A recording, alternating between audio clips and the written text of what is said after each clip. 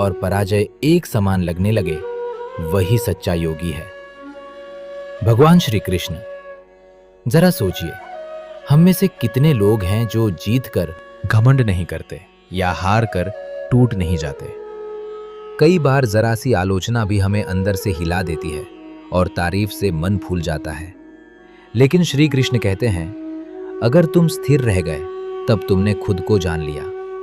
युद्ध भूमि में जब अर्जुन ने यह पूछा कि क्या मैं हारूंगा, तब श्री कृष्ण ने मुस्कुराकर कहा, तू सिर्फ अपना धर्म निभा, हार और जीत की चिंता मुझे सौंप दे।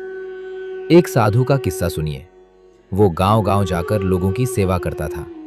कभी लोग उसे भोजन देते, कभी अपशब्द कहते। एक दिन किसी ने पूछा, आप अपमान सह कैसे लेते हैं?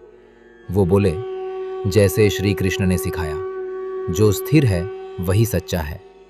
तारीफ और निंदा दोनों ही बाहर की चीजें हैं। क्या हम भी वैसा बन सकते हैं? शायद, अगर हम श्री कृष्ण की ये बात अपने मन में बसा लें।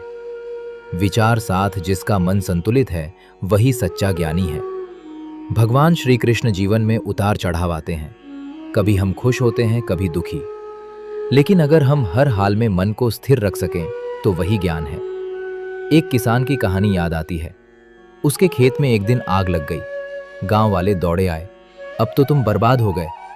किसान शांत था, बस बोला, शायद भगवान को यही मंजूर था।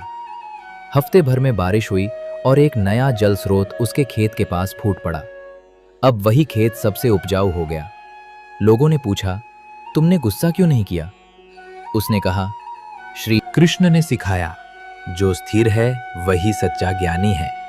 इसलिए अगली बार जब जीवन में कुछ बिगड़े, तो एक बार मन ही मन कहिए, कृष्णा, तू है ना, फिर मैं क्यों डरूं।